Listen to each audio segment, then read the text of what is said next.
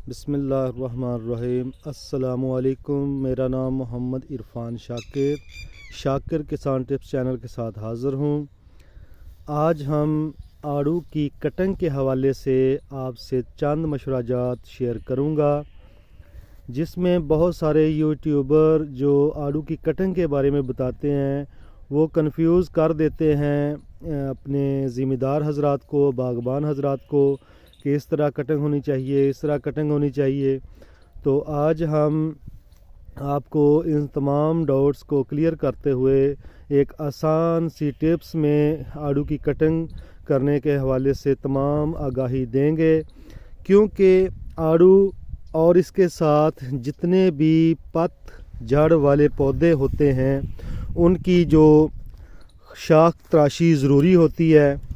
लेकिन आड़ू के मुताल्लिक आजकल बहुत सारी वीडियोस मैंने देखी हैं जो इसको कुछ कहते हैं इसको प्याला नुमा होना चाहिए, कुछ कहते हैं इसको क्लोज़ होना चाहिए, कुछ कहते हैं नीचे से ऊपर होना चाहिए, और कुछ जो दोस्त हजरात हैं वो इसकी कटिंग के मुख्तलिफ़ हवाले से वीडियोस बनाकर हमें भेज रहे हैं।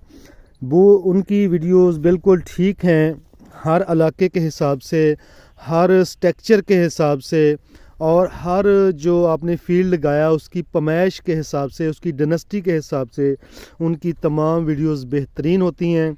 लेकिन आज मैं जो आपको क्लियर करना चाहता हूँ कि आपने किसी भी यूट्यूबर के पीछे लग के अपने पौधे को ख़राब नहीं करना।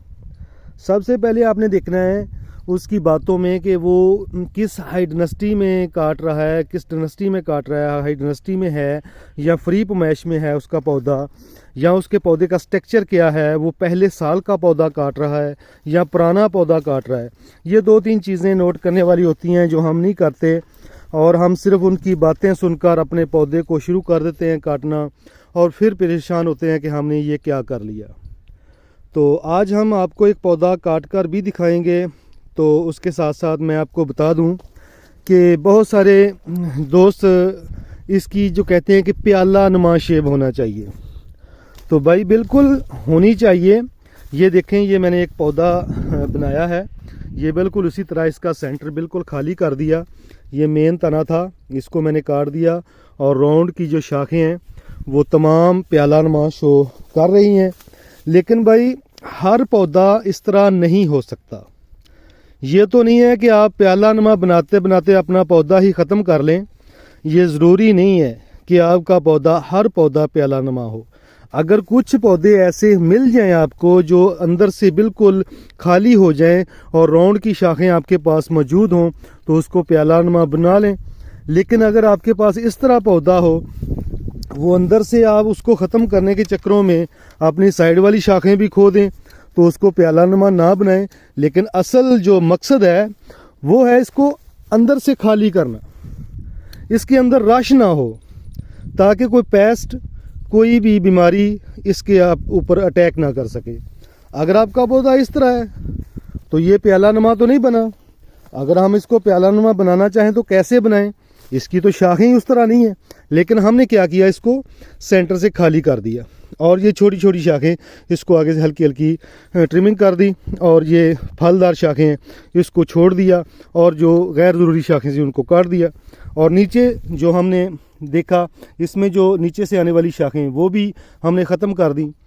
तो एक तो ये बात हुई। दूसरी बात है कि आपने ये भी देखना है कि आपका जो पौधा है वो सिंगल स्टेम है या एक से ज़्यादा स्टेम रखता है। और इसमें अगर हमने इस पौधे की बनावट को बनाना है तो सबसे पहले हमने अपने पौधे की तनों को देखना है। इस फील्ड में आपको दूर तक सिंगल स्टेम पौधे ही नज़र आएंगे, और इस सिंगल स्टेम पौधे की कनोपी को मेंटेन करना आसान होता है। तो हमने इसको छोड़ दिया था शुरू से लेकर अब तक, ये पहली कटिंग है इसकी। तो उसमें हम अगर कोई प्याला नुमा बनता है तो बना रहे हैं, नहीं बनता तो छोड़ रहे हैं, उसको अंदर से बस खाली कर रहे हैं। तो ये बात ज़रूर गौर कीजिएगा कि किसी भी पीछे लगकर ये पौधे को ये मत सोचें कि हमने प्याला ही बनाना है। सिर्फ यही करें कि आप पौधे की शाख तराशी करें, उसको अंदर से ज़्यादा घना ना रहने दें। और बाहर जो फ्रूट वाली ये जो सब्ज़ शाखें हैं ये फ्रूट वाली होती हैं छोटी वाली, इसको आगे से हल्की हल्की ट्रिमिंग कर दें। और जो बाकी बड़ी शाखें हैं उसको इस तरह मैनेज करें कि अंदर से ये खाली नज़र आए। तो आज हम ये तमाम चीज़ें बताने का मकसद ये है कि बहुत सारे दोस्त यही पूछ रहे थे बार बार फ़ोन करके कि हमारा पौधा इस तरह है। भाई जो पुराना पौधा है उसकी जो मेंटेनेंस और तरीके से है, ये हमने पहले साल इसकी कटिंग शुरू की है, इसको छोड़ दिया था हमने। तमाम पौधों को जहाँ भी जाते हैं जितनी भी शाखें बनाते हैं बनाते जाएं, और अब हम इसको मुकम्मल शाख तराशी कर रहे हैं। ये पहली शाख तराशी है, ये 2 साल का पौधा हो गया है। तो इसकी जो नेक्स्ट जो साल होगा उसमें मज़ीद इसकी मेंटेनेंस हो जाएगी, मज़ीद इसका प्याला नुमा बनना शुरू हो जाएगा, और इसकी जो छोटी शाखें हैं वो और ज़्यादा काटनी पड़ेंगी, जो सेंटर वाली शाखें हैं। और ये देखें इसकी शाखें ज़्यादा थी, अगर इसको मुकम्मल हम प्याले की शक्ल बनाते तो हमारा पौधा बिल्कुल ख़त्म हो जाता। तो अगर हम इसको अगले साल की रख लें तो हमें फल भी मिल जाएगा, और इसकी जो आगे वाली शाखें बन रही हैं वो नेक्स्ट साल में हमें प्याले की शक्ल देने में मदद कर देंगी। तो आइए देखते हैं, ये एक पौधा हम बनाने की कोशिश कर रहे हैं। इसमें देखें कि ये पौधा एक बना है, मुकम्मल पौधा खड़ा है, और इसके साथ वाला प्याला मुकम्मल बनेगा। इसको हम प्याला नहीं बनाए। बार बार प्याले की बात कर रहा हूँ कि ये दोस्त क्यों मजबूर कर देते हैं कि हम पौधा ऐसा ही हो। ज़रूरी नहीं कि पौधा इसको प्याले की ही शक्ल देनी है, हमने सिर्फ इसकी कटाई करनी है। अंदर से खाली करने का मकसद होता है कि कोई भी घनापन की वजह से बीमारियां ना अंदर छुप सकें। फ्रूट फ्लाई का अटैक आड़ू पे आता है, वो अंदर फ्रूट फ्लाई ना आपकी छुप सके, और उसके बाद इसमें जो गूंद का बहना शुरू हो जाता है वो ना इसमें आए। अगर आपने कटिंग की है, कटिंग के फौरी बाद स्प्रे की फॉस्टाइल अमोनियम, कॉपर ऑक्सीक्लोराइड या कोई ऐसी फंजीसाइड स्प्रे करें जो इन तमाम बीमारियों के ख़िलाफ़ मुदाफ़त रखती हो। तो ये एक पौधा बनाने जा रहे हैं। ये देखिए गौर से कि हमने इन पौधों को बनाने का जो मकसद था पहले मैंने बना दिया। जितनी मुझसे कोशिश हुई उसको मैंने प्याला नुमा शक्ल दी, अंदर से ज़्यादा खाली किया। लेकिन इन तमाम पौधों से मैंने जो भी हासिल किया वो आपसे डिस्कस करने का मकसद ये था। चंद पौधे मैंने छोड़ दिए थे, उस वाला फील्ड भी हमारा अभी खाली बनाने के लिए पड़ा है, वो भी हम बना रहे हैं। उसके ऊपर भी थोड़ी सी मैं कमेंट्स दूंगा नेक्स्ट वीडियो में। तो इसमें हम आपको बता रहे हैं कि हमने जो इन पौधों को पहली बार कटिंग में जो भी हमने शेप देनी है वो जो भी आए वो दें, प्याले की तरफ ना जाएं, सिर्फ अंदर से खाली करें पौधा, ज़्यादा घना ना हो अंदर, और जो उस शक्ल में आना चाहे पौधा तो उसको लाएं। ये देखें सबसे इसके ऊपर हमने ये देखना है कि ये इसकी जो शूट ऊपर वाली शूट्स हैं उनको काटना है, और उसमें जो लिंक ब्रांचें हैं ये आपके फल वाली, ये देखें ऊपर से शाख कटाई की गई और इसकी जो ब्रांचें हैं ये फल वाली शाखें हैं, ये अब कट जाएगी, ये कटी और इसकी जो फल वाली शाखें बची हैं। एक तो पौधा आपकी हाई डायनेस्टी में जो पौधा है उसकी इस तरह कटिंग करनी है आपने, जो हाई डायनेस्टी के अलावा पौधा है उसकी कटिंग उसने अपनी पमैश के हिसाब से करनी है। लेकिन जितना आप पौधे को क्लोज करेंगे, जितना इसको नीचे रखेंगे, उतना ही आपको इसकी हार्वेस्टिंग में आसानी होगी, और इसके ऊपर स्प्रे करने में आसानी होगी, और इसकी जो पिकिंग के साथ साथ जितने भी मसाइल है स्प्रे वगैरह फुल वगैरह उसमें आपको आसानी होगी। तो ये हमारा प्लांट जो है ये 12x12 पर लगा हुआ है, और जो इससे भी ज़्यादा हाई डायनेस्टी पर हैं उसके लिए जितनी भी टफ कटिंग कर लें उसको आप, सबसे जो मेन चीज़ है, बार बार मैं दूसरी वीडियोस में भी कहता हूं कि हमने भी गलतियां की हैं, आगे दोस्तों को अवेयर करने का मकसद होता है वो ना गलतियां करें कि जो भी हाई डायनेस्टी पर बाग लगे उसमें सबसे पहला जो जुज़ होता है वो है उसकी पौधे की स्ट्रक्चर की।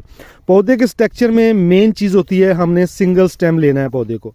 जब हम पौधे को सिंगल स्टेम में लेकर जाएंगे, फिर ये देखें ये एक पौधा सामने खड़ा है, सिंगल स्टेम है, इसकी आगे कनोपी खूबसूरत बनी हुई है, और इसको आप जिस तरह मर्जी आप मैनेज कर लें। जब एक से ज़्यादा शाखें होंगी फिर उसको आप मैनेज करने के लिए आपको थोड़ी सी मुश्किल का सामना करना पड़ेगा। उसकी आपकी जो शाखें हैं वो 2 तनों की होंगी, इस तरह ये 1 तने की है, इसको जिस शेप में मर्ज़ी आप इसको डालकर आप अपने स्ट्रक्चर को मेंटेन कर सकते हैं। तो इस तरह ये बहुत सारे पौधे होते हैं, हर पौधे का अपना अपना स्ट्रक्चर होता है, उस हिसाब से उसको मेंटेन करना पड़ता है। अगर हम वीडियोस के पीछे लगकर कहें कि उस तरह उन्होंने बनाया तो हम भी बनाएं, तो ये बिल्कुल भाई बहुत मुश्किल हो जाता है। पौधा जिस हालत में भी हो उस हालत में उसको मेंटेन करें। बस इसका ये होता है कि इसको अंदर से खाली करना होता है। इसको अगर हमने अंदर से खाली करना हो तो ये मेन तना निकालना पड़ेगा जो इसके सेंटर में है, तो ये खुद ब खुद शेप प्याले की आ जाएगी और इसका सेंटर खाली हो जाएगा। तो इस तरह आपने पौधे को ये मुकम्मल काट इस तरह मेंटेन करें। बिल्कुल अगर आप सबसे पहले देखें कि आपने सिंगल स्टेम लिया पौधा, और सिंगल स्टेम में आपने पौधे को आगे शाखें के हिसाब से देखना है, और इसमें हमने सेंटर की जो शाख निकाली है, लेकिन ये पहले साल की कटाई है। अगर हम इसको ये शाखें साइड वाली बड़ी होती तो ये मुकम्मल हमने डंडे को निकालना था। अभी इसके साथ जो लिंक ब्रांच दो हमने छोड़ी हैं, इस साल इसको फल लेने के बाद नेक्स्ट जो ये काट दी जाएंगी। और इस पौधे में सबसे जो अहम चीज़ है वो है कि इसकी तमाम शाखें एक जैसी हैं, जितनी भी शाखें इसकी। तो इसको हम बराबर कटाई करके इसको मुकम्मल इसकी जो स्ट्रक्चर को मेंटेन कर सकते हैं। लेकिन बहुत सारे पौधे ऐसे होते हैं जिसकी जो मेन शाख अगर हम निकाल दें तो वो पौधा बिल्कुल डंगा सा हो जाता है, उसकी जो स्ट्रक्चर की बनावट बिल्कुल बेसुरी सी लगती है। तो ज़रूरी नहीं है उसको हम इस शेप में ही लाएं, उसको उस हिसाब से कटाई उसकी कर लें। तो ये था थोड़ा सा आज का जो टॉपिक, जो मैंने वीडियोस में देखा कि बहुत सारे जो लोग इसको ऐसा ही होना चाहिए। लेकिन जो चीज़ें मैंने पहले आपको बताई हैं कि पहले तो आपने पौधे की उम्र को देखना है कि आपने कितने साल के पौधे को मेंटेन कर रहे हैं, और उसके बाद हमने देखना है कि आपकी जो डिनेसिटी है वो कितनी है, और उसके बाद फिर आपने पौधे की कटाई का सोचना है कि उसको हमने किस तरह कटाई करनी है, उसकी किस तरह हमने उसको मैनेज करना है। तो ये ज़रूरी नहीं है कि जो भी आपको बताए आप उसके पीछे लग के अपने पौधे की बनावट को ही ज़ाया कर दें। तो अपने पौधे और अपने जो स्ट्रक्चर है उस हिसाब से इसकी कटिंग करें। सिर्फ इतना होता है कि पौधे के अंदर की जो साइड है वो खाली होनी चाहिए, वो प्याला हो, वो साइड में हो, वो एक साइड पे शाखें हो, ये ज़रूरी नहीं है। तो पौधे के लिए जो भी आपने इकदाम उठाने हैं वो ये ना हो कि आप पौधा ख़राब कर लें। तो आड़ू के ऊपर इतनी ही जो होती है तमाम की तमाम मेंटेनेंस कि हम इसके सेंटर को खाली करें, इसकी ज़्यादा से ज़्यादा ब्रांचें ना हो, ताकि ज़्यादा फल लगने के बाद वो ब्रांचें जो शाखें टूट ना जाएं। तो इसके मुख्तसर से ज़्यादा फल रखना चाहिए। ये अर्ली ग्रैंड वैरायटी है, तो इसके ऊपर फल भारी लगता है। तो जब ज़्यादा फ्रूट वाली शाखें होंगी हम छोड़ेंगे इस तरह, तो ये टूटने का डर होता है। थोड़ा फल रखने से फल की क्वालिटी भी अच्छी आती है। तो कटाई करने के बाद इसके ऊपर हम फुस्टाइल अमोनियम जो मुख्तलिफ ब्रांड नेम के से मार्केट में आता है वो कर रहे हैं। तो इसमें गूंद का बहने का प्रॉब्लम भी होता है, और इसके ऊपर जो सफूफी फफूंदी आती है कटिंग के बाद जो हमने ज़ख्म दिया होता है उसके ऊपर भी उसका अच्छा रिज़ल्ट है। तो इसके तने के नीचे जो अगर आपने जो नीचे से ब्रांच निकली उसको काटे तो हो सके तो इसके ऊपर बोर्डो पेस्ट ज़रूर लगा दें। ये 2-3 चीज़ें इसकी होती हैं एहतियात की। जो हमने बड़ी कट लगाई होगी इसके ऊपर हमने भी बोर्डो पेस्ट लगाना है। ये जो बड़ा कट है, ये वाला बड़ा कट, ये बड़ी शाख थी, सेंटर को कवर किए हुए थी, हमने इसको काट दिया और सेंटर बिल्कुल खाली हो गया। तो इसके ऊपर बोर्डो पेस्ट लगा दें या फिर खाली चूना ही लगा दें, जो सफ़ेद चूना कली करने के लिए होता है उसको लगा दें। तो ये था आलू के ऊपर थोड़ी सी कटिंग के हवाले से डिस्कस जो आपसे मैंने की। मुझे उम्मीद है हमारी इन्फॉर्मेशन आपको अच्छी लगी होगी। अगर हमारी वीडियोस अच्छी लगे इसको आगे दोस्तों में शेयर किया करें, तो ज़्यादा से ज़्यादा ग्रुपों में शेयर किया करें ताकि हर कोई दोस्त इस इन्फॉर्मेशन से फ़ायदा उठाए। मैं उम्मीद करता हूँ हमारी वीडियो आपको अच्छी लगी होगी। वीडियो देखने का बहुत बहुत शुक्रिया। अल्लाह हाफ़िज़।